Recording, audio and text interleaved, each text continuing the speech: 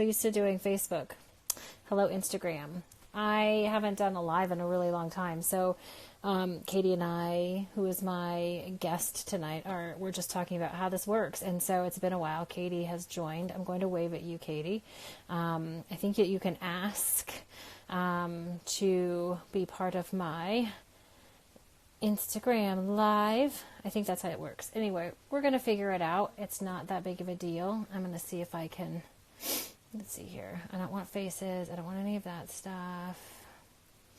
Oh, that's so nice of them. We're telling your followers that you've started a live video. So, Katie, if you have a button that says, hey, I want to join, go ahead and click join, and we'll see if we can get you on here. But anyway, Katie came with me live on Tuesday on the Heartbeat on Expat Radio, and we talked about her world championship in Spain, which was awesome. And she mentioned that she does this goal process that I instantly messaged her. Katie sent a request.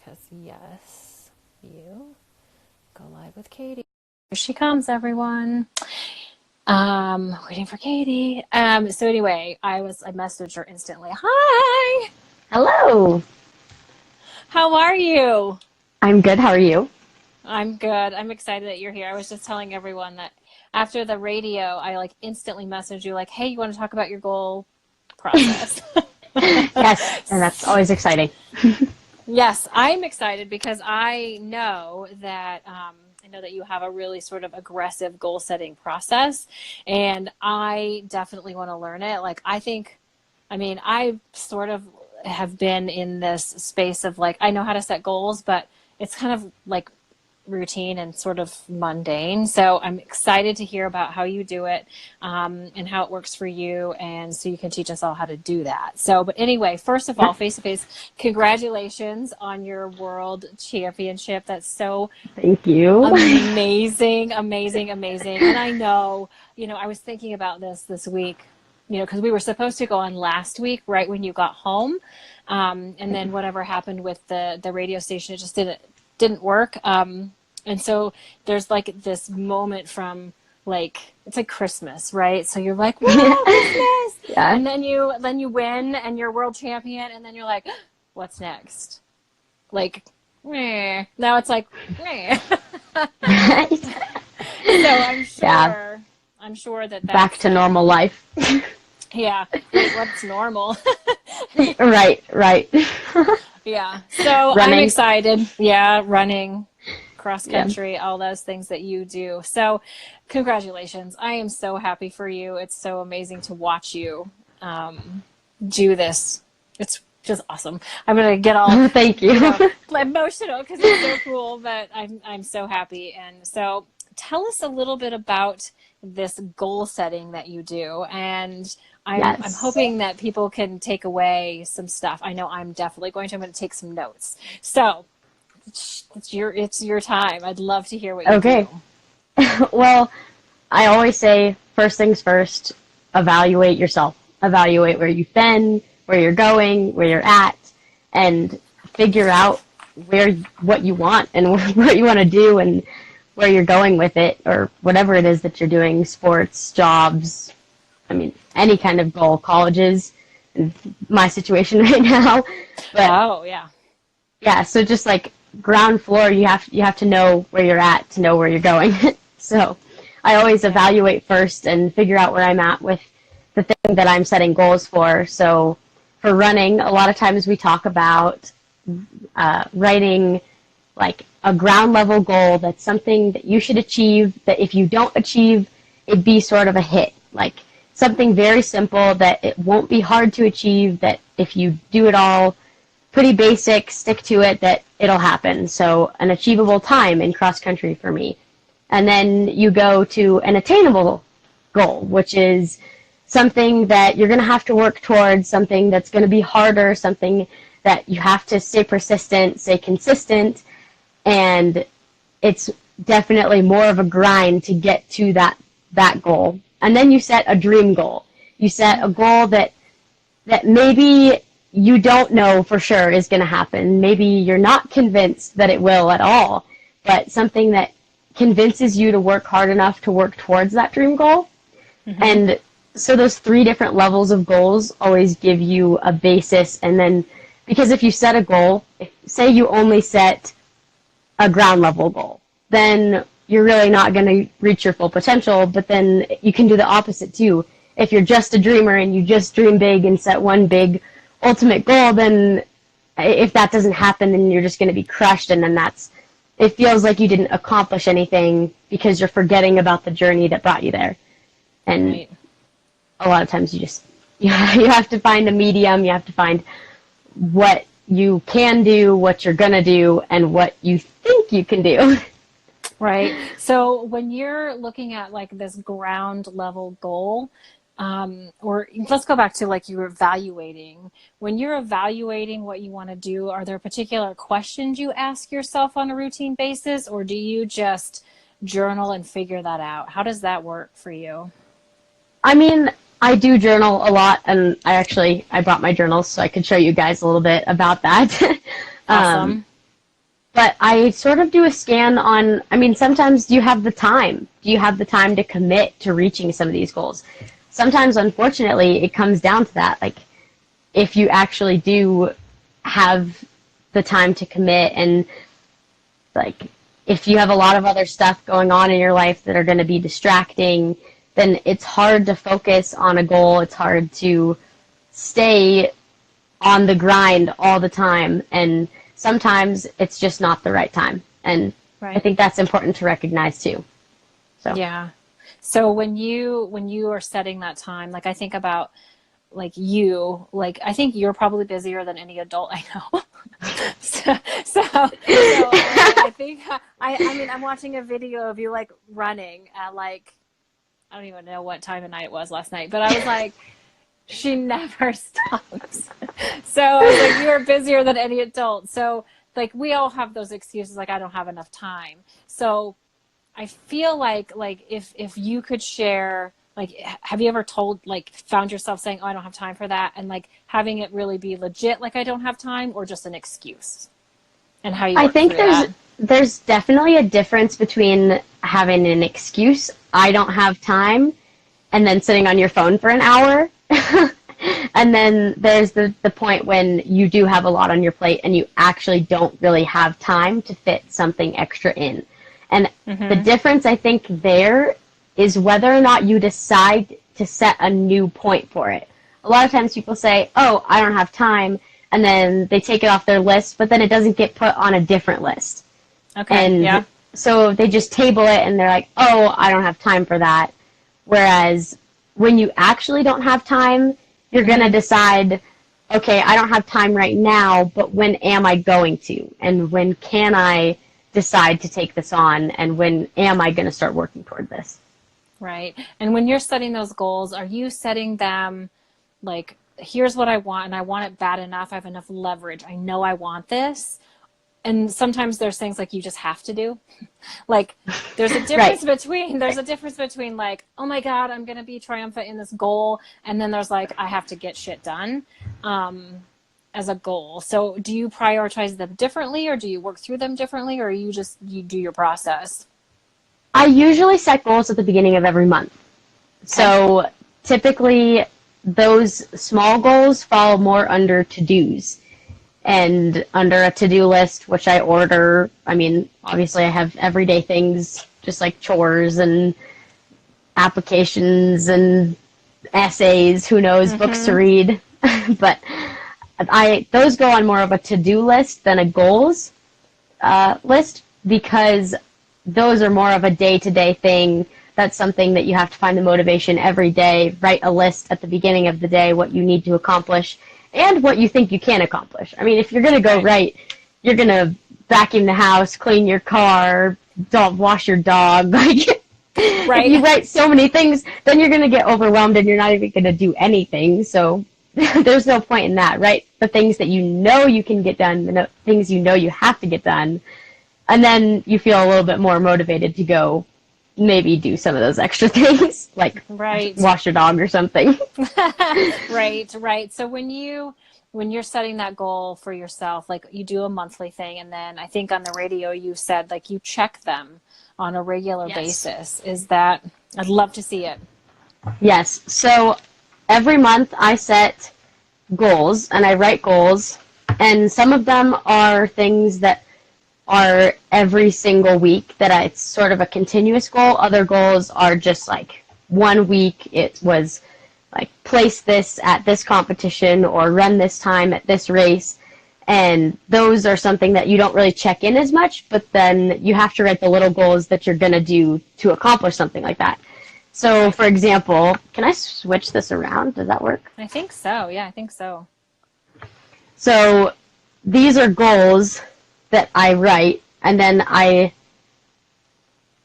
pick all of the, like, red means that I failed, means that I did a really bad job of following it, that it's a self-check, and I was like, I didn't even think about that goal this week. Blue is I did okay. I thought about it a little bit, but I didn't really make the extra effort to accomplish it. And then green is like, I focused on it, I made it happen, and it worked out. So, again, it's just, these are every week of the month, and I just check it in and rate myself. And some of it is stuff that I'm just, like, everyday things, like, be positive. I mean, sometimes in all the commotion and everything, it can be easy to get caught up in negativity. I mean, avoid stress a lot of times. That's on almost every single one of my goals every single month.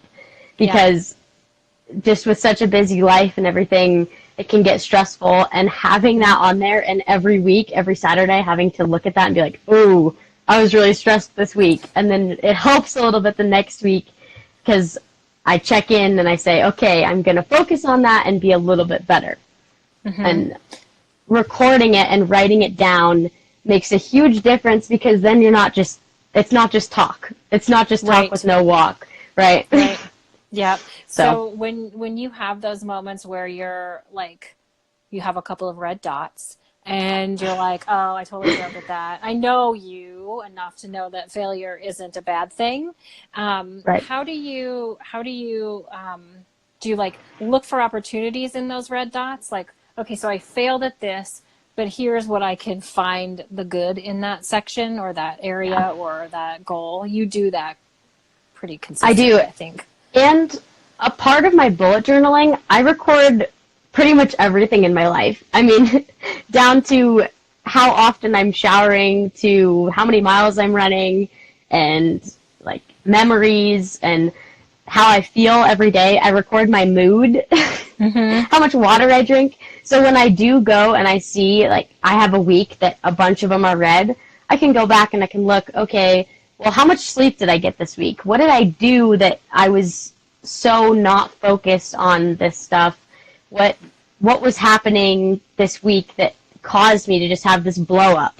And it helps to write all of that stuff down. I'm not saying everybody needs to go to quite the extent that I do, but I mean, I literally journal like absolutely everything, and it's all just, I mean, those are just memories alone, and I just record everything. But yeah, so I think being organized really helps with goal setting because you can record it and see what's happening and figure out what's going on. And say you accomplished a bunch of stuff, you can be like, hey, what did I do that week? I got to do that again.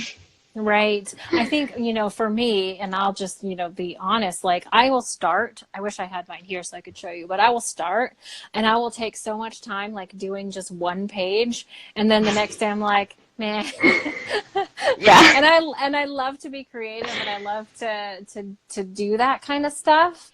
And I think sometimes, especially like when I talk with like dudes, they are like, I don't like want to write like, dear diary, today I don't even do that. Right. And so I think people think journaling is like dear diary, but it really is key in setting goals and it really is key in keeping track. And so I dig that. And I think that you could teach a lot of people a lot of things. So I guess my question to you, for me personally, I'm just going to go personal with this.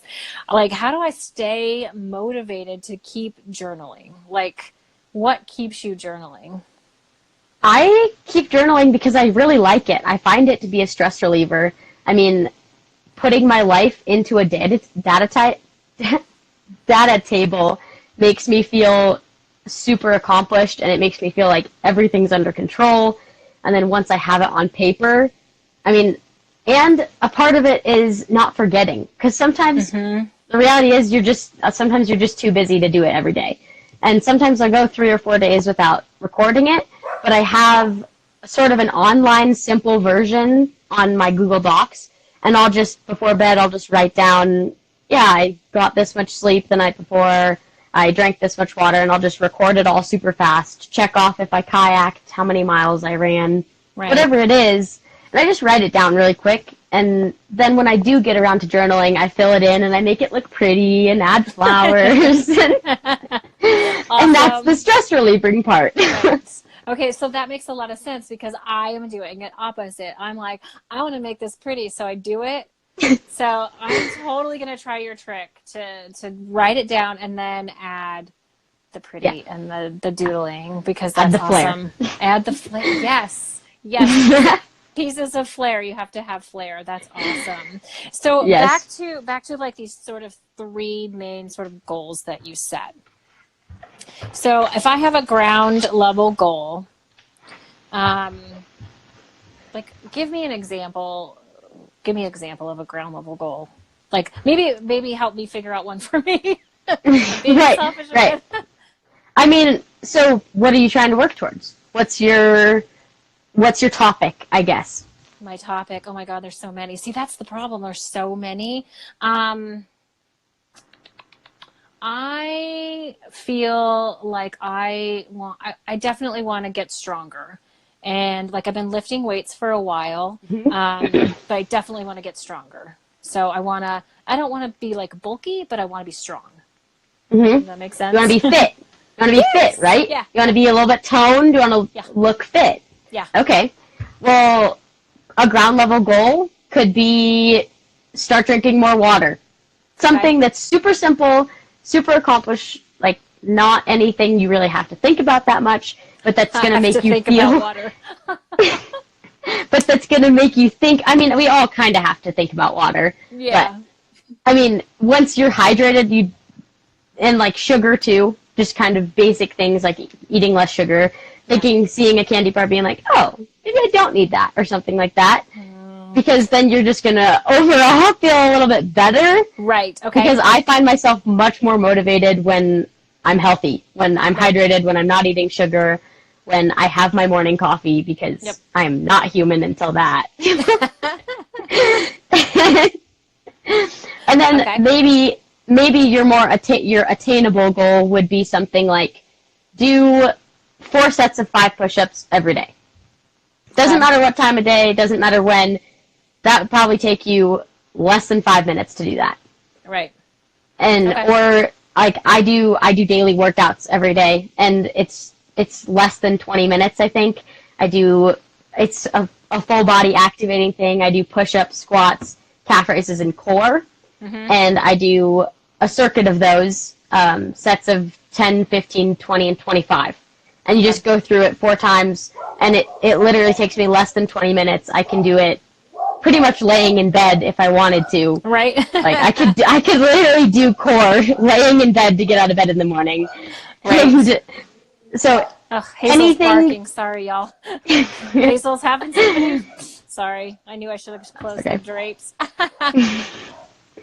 Very cool. But yeah. Okay. So you could just set a goal to do daily that's not going to take up a lot of time, that you don't have to totally commit your entire day to.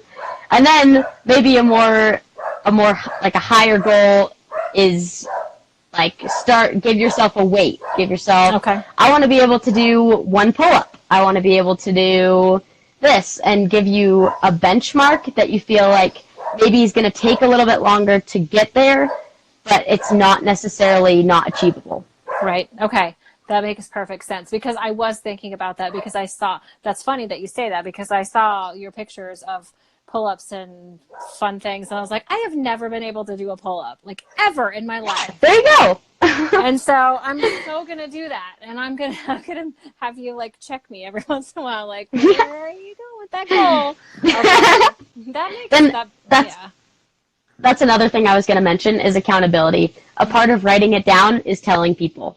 Okay. I mean, if you keep a goal to yourself because you think, oh, what if I don't reach it? What if I don't get it? And people are going to be disappointed in me. Like, if I announce, like, oh, I wanted to be at the podium at Worlds, and then what if I didn't get there? Then people would be like, oh, you didn't reach your goal. But that's not the reality. People don't think that. People support you if you're surrounded by the right people, people that love you. They're not going to make you feel bad. They're going to cheer you on. Right. And telling people where you want to go and what you're doing holds you accountable.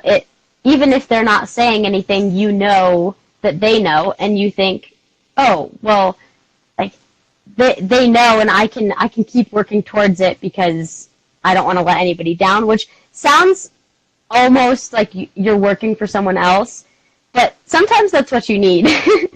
I mean, sometimes if you're just doing something for yourself, it can feel a little bit like you're on an island. Mm-hmm. And getting a buddy, if you can, anyone that wants to commit to something. My last season for cross country, my friend Alora and I, we were trying to give up sugar, and we'd been trying for like 2 years. And then this past year, we were just like, okay, first one that gets into the season and eats sugar has to eat a rotten egg. Oh. Well, both of us made it through the entire season without eating any sugar because we were holding each other accountable, checking in. Hey, you haven't eaten sugar, right? And it made it a lot easier because of the people I surrounded myself and holding each other accountable for that. Yeah. Even small things like that, like not eating sugar. Right. That's an awesome reminder, because I think the whole accountability really does, because it's like you don't want to like air your laundry out there, and because you don't know who's in your arena, who's cheering you on, and who's like like say crap about you. But then in the end, who cares, right? Like exactly. The people that matter are the people who love you and care about you. So I appreciate you saying that, because I think we all forget about that. So that's awesome. And then I'm just going to put it out there for anybody who's watching, or I'm hopefully recording this on my screen record thing, so I can put it on Facebook too. But if people have questions, please ask questions for Miss Katie here. She's flipping awesome. And I could probably talk with you about this forever. I think you have a future career in this whole goal setting, like coaching people. I feel like that might be something that you would be really, really good at. I don't know where you're going with college, but I'm just saying. Well, there was one thing I wanted to add. There's also different types of goals. So for everything, like for my cross country, I set goals in terms of time. Like I set goals, okay, I want to run under 21 minutes in the 5K for every single race as a ground level goal. That's just like, if I don't do that, then that's disappointing. That means I did something wrong. And then I make other goals where it's more, I could set a record, or, for instance, defend my state title.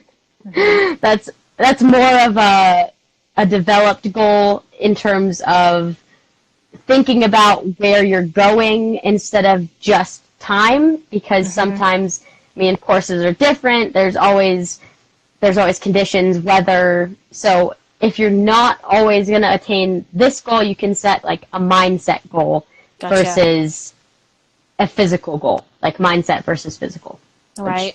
I think that helps too, because when I was thinking about, because I did attempt running last year. And I like attempt. I did. I was doing really well, and then my hamstrings, it's just not my jam. So, my doctor was like, you're just do a different cardio thing. Like you don't have, I have not very flexible. I'm not very flexible. So my hamstrings are killing me. But anyway, I attempted, and I had this thing well, today I'm going to run for 5 minutes straight.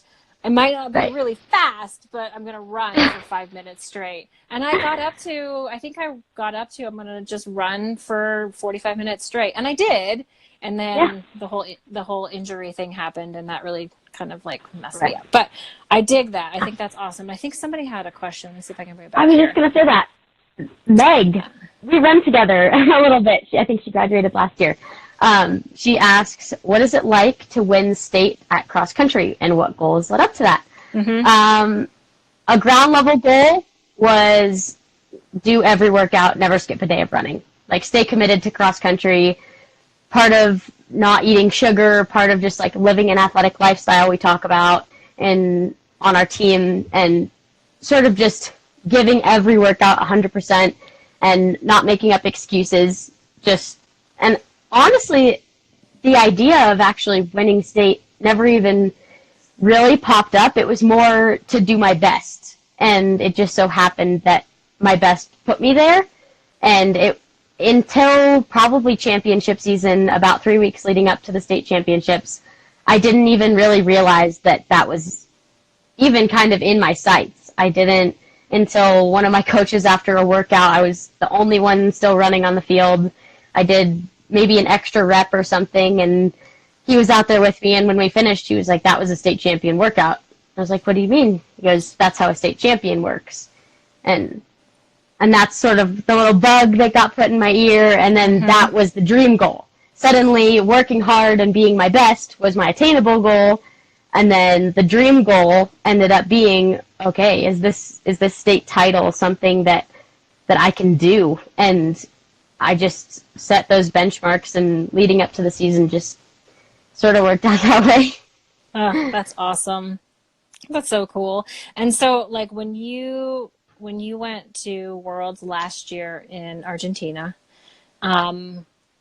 versus this year, what was different for you?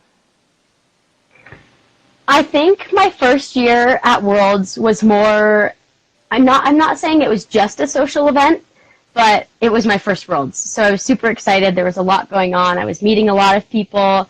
I was in a new country. I had never been really out of the country before, so that was all new, and it was super overwhelming, but in a good way. And I was really focused on the people around me and the community, and I don't really even remember thinking about kayaking all that much. I got fourth at that Worlds, but I think if maybe I would have been a little bit more focused, maybe that podium would have come. But it was an amazing experience, and it was just a part of maturing. And then going into this Worlds, that was something that I recognized, that I wasn't quite as focused as I should have been. And going into this Worlds, I decided, okay, I'm going to stick to a more strict training plan. I am going to continue running through my kayaking training and keep my cardio up.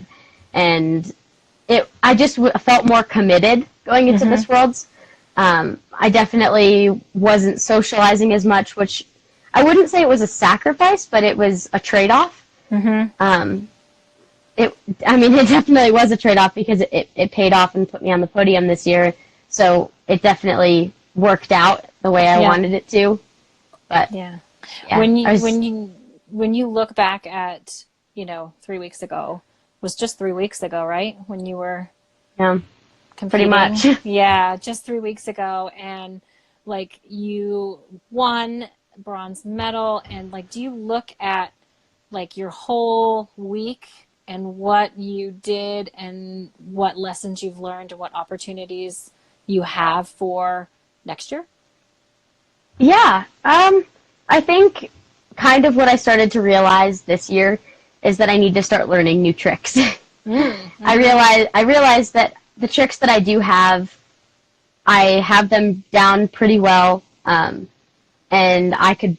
my ride is pretty much the same across the board, and at all the competitions leading up to Spain, I pretty much did the exact same thing every time, and I kind of realized that now that I'm moving into the senior class for the 2021 World Championships, that I'm going to have to make the U.S. women's team, which is going to be a little bit more competitive, a little bit harder, and I'm going to have to compete in the women's category at Worlds, which is just so many incredible women that I'll be competing against, and watching them compete, I'm thinking, wow, I need to learn a lunar orbit, and I need to start putting together a higher scoring ride than just performing the same exact thing and kind of going through the motions.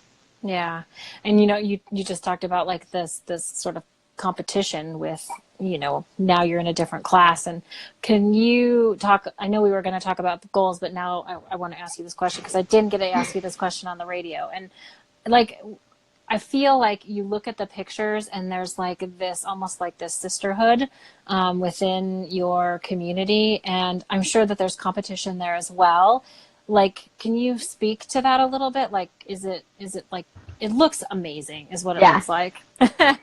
I mean, it's totally true. Your best friends are also your competition. Mm-hmm. It was pretty fun at nationals, actually. They were in Colorado this year, and it was super fun because I was competing against all these girls that I've gone to camp with, I've grown up with. I started Abby Holcomb, for example. Yeah. She got 4th at Worlds, one of my best friends in kayaking, and we started kayaking together. Down to learning how to roll in the pool at the Lions Kayak Club. Right. And now there we were. It was pretty special to be at Worlds with her, just on the world stage after learning how to roll together and then suddenly just competing at such a high level. And who knew that we were ever going to be there, Right, right. When you started this, when you saw this ad in the newspaper, like, Lions Kids Kayak Club, I'm just going to go try that. Did you ever believe that you would be here today doing this interview with me? Well, it's kind of funny that you asked that because I remember writing a little list one time, probably 2 years into kayaking. I was still barely even competing. I mean, I probably had done 3 competitions total. I hadn't really started really getting into it and not totally immersed in the community yet. Mm-hmm. And I remember writing this bucket list that I thought would take my whole life to check off. Right. And I was like, I want to go to Worlds. I want to be on the podium at Worlds. I want to kayak in the ocean. I was like, I want to kayak in other countries. And then here I am suddenly, check. And I'm like, whoa, I'm going to have to write a new list. That is awesome. I saw myself here, just not this fast. That's flipping awesome. So did you go back and sorry about Hazel again. So did you go back and look at that list periodically, or did you just happen to glance about that, just recently and go, oh crap. I forgot about it. Did you? I forgot about it and found it probably a year after 2017 Worlds. Mm-hmm. When I had spent some time in Chile, and that was on my list. I was like, I want to run waterfalls in Costa Rica or Chile, and suddenly that was checked off my list, and it was crazy to I hadn't even remembered that I did that. I was just little 13-year-old Katie writing down dream goals that I probably in the moment didn't actually think were going to happen, but I mean, here I am, I guess. It's awesome. Well, I have definitely learned a lot from you this evening, and I'm sure that others have as well. And maybe you can come back on and maybe check me against my goals, or you can teach me these. Like my old or if you have new stuff. Okay. Yes. Yeah, for sure. If anyone has any questions, please, people, follow Katie. She's at katie.kayak. Awesome girl. She's going places. This is only the beginning, and I would encourage you to follow her. I think you're doing more on social media. I can see that, which is really nice to see. You're still very young, and so I think that part, you're like, okay, I'm going to test this out a little bit, and it's really nice to see. It's very motivating, and I'm super proud of you. And people, if you have questions, send her messages. I'm sure that I'm happy to answer them. Yeah, connect with Katie and follow her. And now it's going to be cross country season, and that's a whole new sport, a whole new sport to win again. I'm gonna try at least. You are gonna do awesome. I'm gonna start. This is a whole page of cross country goals. Awesome. Here's my notes. Those step goals. Sweet. Perfect. Love it. Oh my gosh. Oh my gosh. Thank you for coming on with me. We can certainly do it again sometime. Yes, And I'm definitely. gonna, like I said, I'm gonna try and get this, hopefully it recorded. I'm not super technically savvy. But I want to try and get it on Facebook so people can watch it there and YouTube and hopefully get it to you since you're so close. I don't know how to do that. Like I said, I don't know. Technology's not my jam. Yeah. But we'll Me either. definitely. Me either. Okay, we're gonna have to hire someone. We'll just hire Yeah. someone to do that, right? So An assistant. yes, your assistant and my we could like pull our wages and pay them to do something. I don't know. My dog sitting wage. Yeah, you probably make more than I do. Oh goodness. Oh, gosh. All right. Have an awesome night, and we'll be in touch soon. And thank you again. It's amazing to watch you. Oh, thank you. Thanks for having me. Yep. Always a pleasure. All right, everybody. We'll Bye. see you guys soon. Bye.